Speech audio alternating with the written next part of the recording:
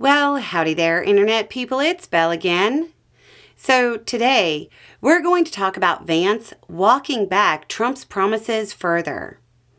The future Vice President of the United States continued a trend from the incoming administration of walking back campaign promises, this time on something that is likely to cause a social media stir and create a lot of commentary.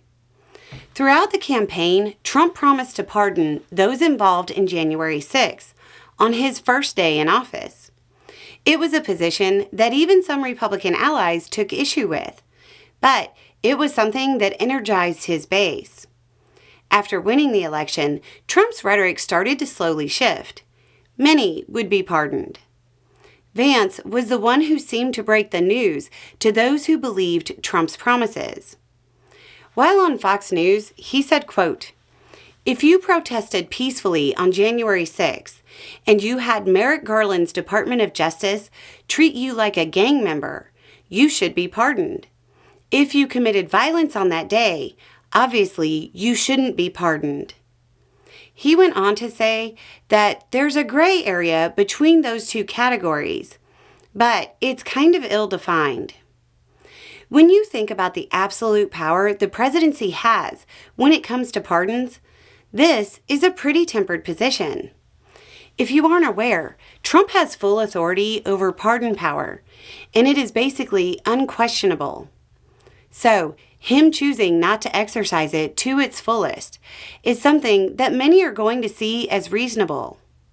If many will see it as reasonable, why is it likely to cause a ruckus and a whole lot of commentary? Two main reasons. First, Trump's most ardent supporters have been promised and expect full pardons for everybody. His most energized base treat January 6ers as prisoners of conscience. They expect the pardons. It doesn't look like they're getting it. Second, many of those who believed the Republican line that there was no violence have to square that position with the realization that A, it existed, and B, it was significant enough to disqualify people from pardons.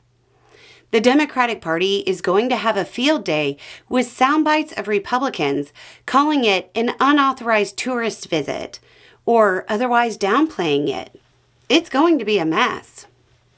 This is one of those developments that's going to cause a lot of questions to come in. I think there's going to be a lot of people on both sides of the aisle that are going to be confused by him not exercising the power he has in this regard to the fullest. It's the same reason he walked back his promises on grocery prices, on tariffs costing you, on the SALT deduction cap, on the one issue, one bill position, on the national debt. And I'm sure by now you get the point. Long before he was a Republican, Trump was a billionaire. Long before he cast himself as a friend to the working class, Trump was a billionaire. Long before he campaigned on your interests, Trump had a billionaire's interests. He's been elected and he's term limited. He might be about to show everybody he's a billionaire celebrity who's fundamentally disconnected from the interests and problems of most Americans. Anyway, it's just a thought. Y'all have a good day.